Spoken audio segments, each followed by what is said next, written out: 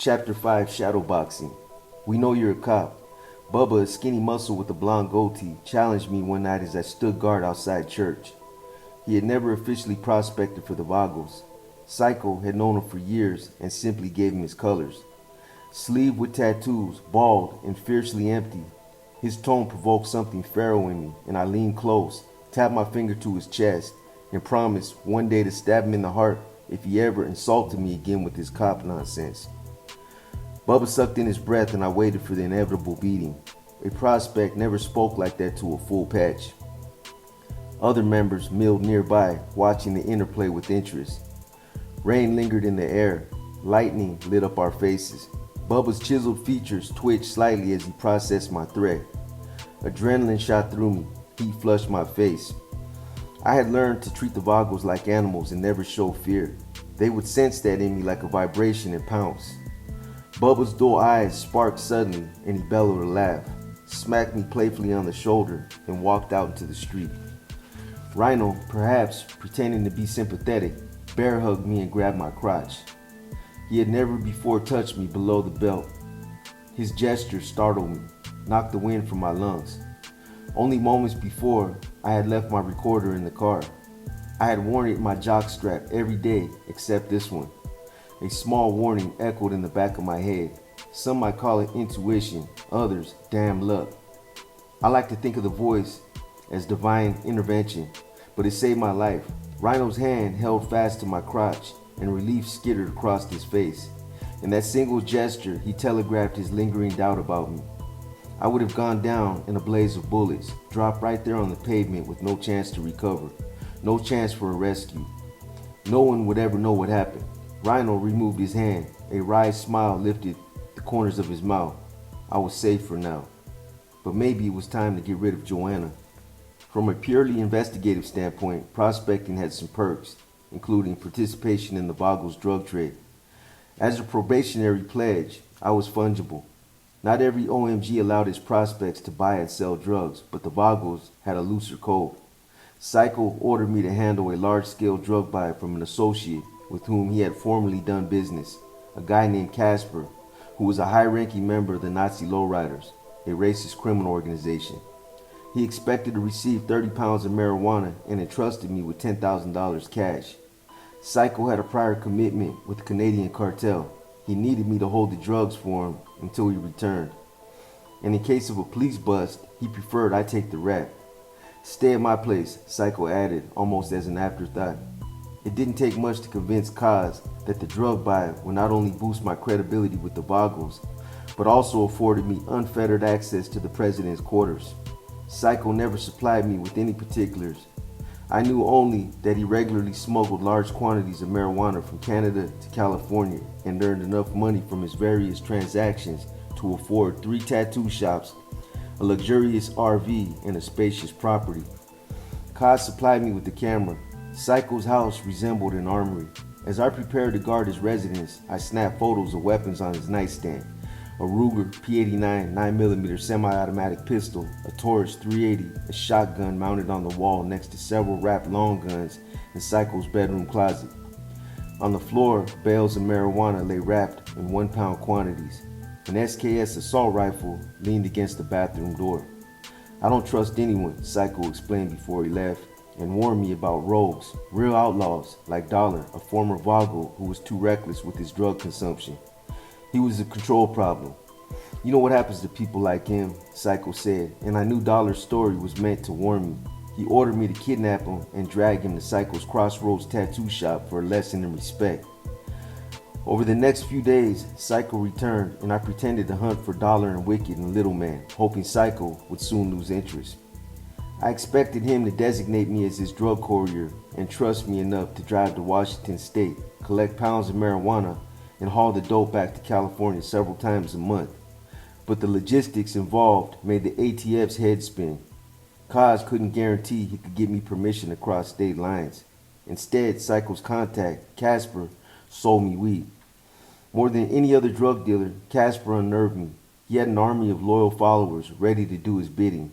At a menacing 6'3", 250 pounds, Casper wore his hair long, had a mustache and goatee, and approached drug dealers like a hunt. I'm not comfortable with this, I confided to Kaz. Why? He might rob and kill me, I said. If he opens fire, I'll shoot him. You'd be too late. I'd be dead already, I laughed. Maybe I could hide in your closet, Kaz offered. Not a good idea. Drug dealers notoriously looked in closets. If Casper decided to peek, we'd both be dead. How about I just watch the house, wait outside for you, and if anything happens? But no scenario Kaz suggested had any practical play. Backup crews were great in theory, but unless the drug dealer enjoyed slow torture, gunfire was too quick. In the end, I met Casper inside, in a back room, hidden from the street. He brought along his brother, Fat Bastard, for good measure. Now I had two people to worry about. No one spoke. We didn't have to. Fat Bastard spread on a puffy chair, his body lost in extra skin, looking like a forest troll who just swallowed the village children. Each time I returned the cycle with 40 or 50 pounds of marijuana, he placed the drugs in the trunk of Bubba's Ford Contour just in case he was raided by police. Meanwhile, Bubba continued to negotiate cocaine buys, and after several deals in the back of his tattoo shop, he introduced me to the club's meth source, a Vagos who regularly offered up samples at church meetings. The source gave me the name of his supplier, a multiple convicted felon named JB, and soon I identified the Vagos' intricate web of dealers. On any given day, I huddled with Bubba in back rooms in his tattoo shop, exchanged cash, then waited for further instructions in the parking lot. The meth source slipped me notes, cryptic codes, 11th and Main, Rite Aid, JB, along with the phone number. With my nerves shot, my head pounding, I dialed the number on the torn paper. A disembodied voice instructed me to travel south to a seedy residence on Muscatel and Hesperia. I pulled into a dark driveway and shut off the engine. My boots crunched across the gravel. Acutely aware of the 11 grams of cocaine stashed in my pocket that I had not yet had time to deliver to Kaz, I knocked on the door. No lights inside. 10 o'clock at night, a dog barked. Wind tickled my cheeks. A child cracked open the door. The boy, barefoot, dressed in a stained t-shirt and underwear, motioned me inside.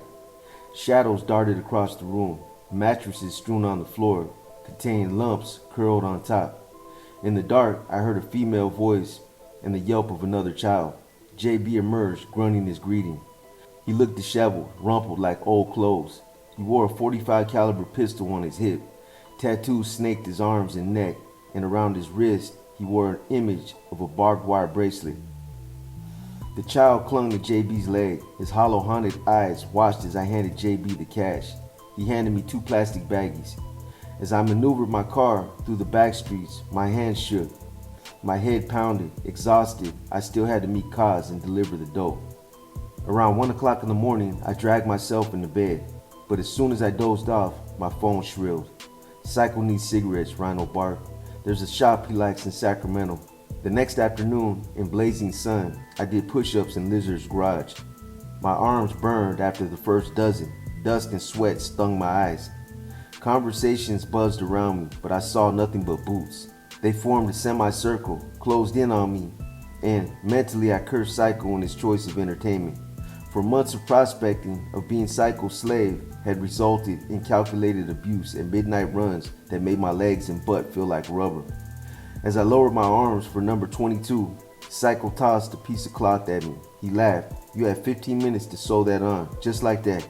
I had my colors, no fanfare, no celebration. When I started the investigation, I hoped to advance in rank, to achieve full patch status, but I always expected the promotion to follow a dangerous test, a rite of passage that involved some criminal exploit or degrading act.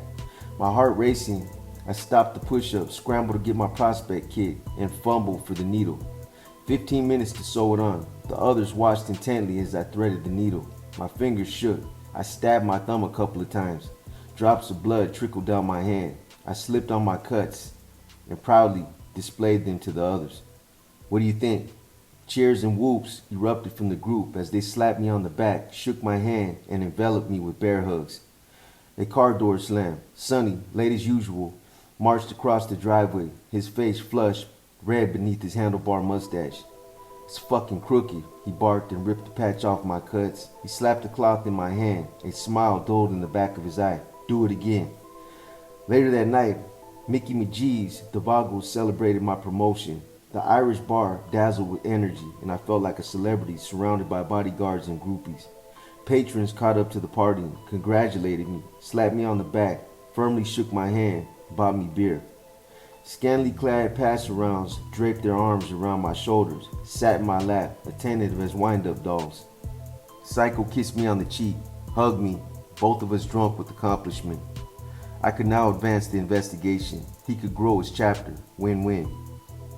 We spilled into the parking lot, the crowd inside frenzied and hot. I downed my fourth beer, dizzy with relief. Psycho sat on the tailgate of his truck and shared stories of his initiation. I pretended to care, to listen as a brother, but in truth I didn't care. I was tired, my head throbbed, and I craved an ending. It was Halloween night all over again. I had had enough candy. It was time to remove my mask, sweating and stinking of rubber, crawl into my body and sleep. But movement near the exit sign caught my attention. A kid, maybe 22, stumbled a few yards from Psycho. He looked clean-cut, dangerously polished. Psycho noticed him too, the way an animal picks up a scent. Mentally, I kicked the kid home. Move on. But he walked towards Psycho, slurring insults, looking directly at him. Then he hurled his varsity frame at the president, and I swung, propelled by instinct, by club motto, protect, protect, protect. My fist collided with the kid's front teeth, the impact so forceful I knocked him in half. Porcelain veneers embedded in my knuckles and punctured my hand. The kid fell to the pavement, scrambled to his feet, and through a lisp apologized to Psycho for his stupidity. Meanwhile, blood trickled from my hand, and I vaguely registered the dull pain. Nice shot, Psycho laughed and summoned me inside Mickey G's for a round of gratitude. As the night wore on and the bar thinned, my hand throbbed. When I finally stumbled home and flopped on my girlfriend's couch, it had doubled in size. It looked deformed, like a borrowed limb from a monster. A yellow glaze coated my dreams. Bugs prickled my skin from the inside, trapped in a sticky goo. And by morning, my fever raged to 103. A puffy red line snaked from my hand to my elbow. Staph infection. A nurse diagnosed me later and threaded an IV into my arm. Antiseptic and bleach made me nauseous. The emergency room was so white I squinted. Something bit him, my girlfriend confirmed, her voice sounding distorted. Human animal? Maybe a little of both. As a prospect, I had attended any church meeting that involved discussion and preparation for war. Now that I was a full patch, I could do more than listen. The Vagos' latest battle was to occur at their annual run over New Year's at the Gold Stripe and Nevada landing casinos. Terry the Tramp, the Vagos' national president, had sanctioned a war with the Vagos' rival, the Sons of Hell. He had commissioned other Vagos chapters in the area, specifically Hemet in the San Jacinto Valley in Riverside County, to assist the Victor Valley chapter. Anyone who refused to fight was given the option to leave voluntarily at the next church meeting or suffer physical punishment for his cowardice. No one left. Even those who were not felons or decent sharpshooters like Spoon, our chapter sergeant-at-arms, were expected to participate at least as lookouts. The plan, Psycho explained, was to blast the Sons of Hell all at once to make a statement and then pull their patches and steal their bikes. Watch yourselves, Psycho lowered his voice. We have a leak. Psycho elaborated that the fucking police had apparently questioned several Vagos during a routine traffic stop. One cop let slip that his department had received an anonymous tip. Vagos were headed to the Mission Bar. My mind flipped cartwheels. Who warned the police about the impending massacre? Hammer's face swirled into focus. The former Vago turned snitch had once sold explosives and firearms to club members. No one suspected he had a double agenda. Spoon promptly posted Hammer's photograph on the website who'sarat.com. But publicly outing an informant wasn't enough for Psycho. I knew what they did to snitches. I was fairly sure I didn't want to be the lead.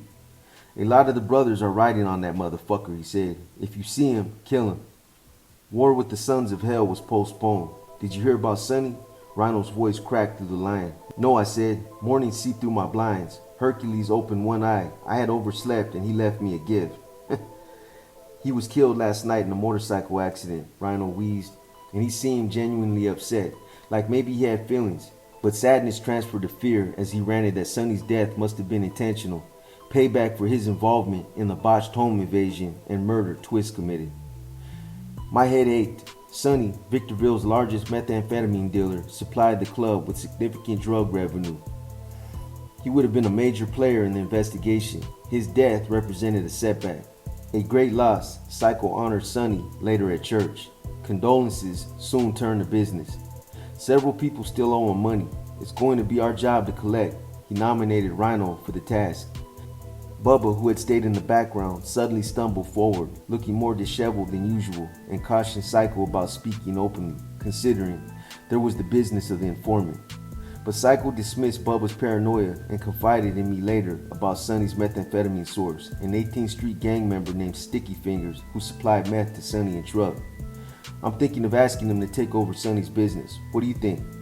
Someone had to be Sonny's successor, and while the Vagos shoveled dirt over Sonny's casket and family members shed genuine tears for his passing, Sticky Fingers hovered in the crowd, waiting for the appropriate pause before inserting himself into the sentence. I needed a new target, a new way to get the drug trade. 2 steps forward, 1 step back. That was the undercover dance. As a full patch, I had access to more than drugs. Now I could participate in gun buys. I had seen Psycho's arsenal of sawed-off shotguns, assault rifles, and machine guns. Powder, the chapter's vice president, offered to sell me a stolen automatic weapon. Simply, he needed the money. Cause supplied me with cash, and the next morning, armed with my recorder, Powder drove from Barstow. He had a rental in Hesperia, a dive he used mostly for storage. Bullets popped the windows. The front door creaked open, missing a hinge. Powder ushered me inside. Dull afternoon light cast long shadows over broken and discarded toys scattered across the carpet. Barbie dolls with missing heads, metal tractors, erector sets, baseball bats, gloves stretched palms. Dull afternoon light cast long shadows over broken and discarded toys scattered across the carpet. Barbie dolls with missing heads, metal tractors, erector sets, baseball bats, gloves stretched, palms up, gripping plastic balls. We had a toy fundraiser, Powder mumbled. Pale and skinny, he disappeared into a side room. A cold draft scratched my face. What happened to the good ones, I asked, accidentally crushing a Barbie's head. The notion that motorcycle gangs had any interest in charity or children was perverse. They needed money to fund their drug and arms deals, and they fit into the real world the way sociopaths blended. By mimicking human emotion and wearing acceptable masks, by pretending to care about children's causes. We kept those. Powder slung his AK-47 over his shoulder. He blinked at me, his pale blue eyes framed by white lashes. He resembled a human negative, underdeveloped. The rest we can sell for dope. I nodded to the weapon. Is it hot? I'm not worried, Powder winked. I have a contact in the department who runs interference. He's checked the serial number. I stole it from a guy I worked for in Silver Lakes. My recorder picked up his confession. He was a prohibited possessor with a hot assault rifle. I have a stash at my place. The rest my mother keeps. I made a mental note to find those guns next. Does it work? Absolutely, he said in earnest for the tape. I slipped ATF cash into Powder's hand and sealed his fate. A cannibalized bike lay in pieces near the toys. It's a rebuild, Powder shrugged as he counted the bills. Where'd you get it? I pretended to be impressed. Really, I just wanted another confession. My friend reported it stolen to his insurance company so he could collect the money. I'm trying to get the aftermarket cases and frames to put it back together. I could help you with that, I lied. Later that night, an off-duty San Bernardino County Sheriff's deputy drank with us at the Motherlode. The Vagos forced the owner to keep the place open after hours. We parked our motorcycles inside the bar, most of us too drunk to risk the ride home. And, two, we didn't want them stolen. As dawn seeped through the cracked windows, the deputy's face smarted from alcohol. Even seated, he was an imposing figure with a large belly and early gray at the temples. Married to a woman who worked in the sheriff's office, he talked bitterly about his years in law enforcement, his low pay and impossible schedule. I nursed my third beer and watched him guardedly. Amid black and chrome, dirty denim, and rows of empty bottles, I listened for verbal cues, words that signal betrayal. But the Vagos seemed amused by the deputy's conflicted loyalty. More than a threat, they considered him useful. Steer clear of him, Kaz warned me. He might dig up something on you. As the deputy stumbled home in bright sun to put on his uniform, I puzzled over his choices. We were opposites, each of us dressed in costumes. As the deputy stumbled home in bright sun to put on his uniform, I was puzzled over his choices. We were opposites, each of us dressed in costume, hoping to disguise his true identity.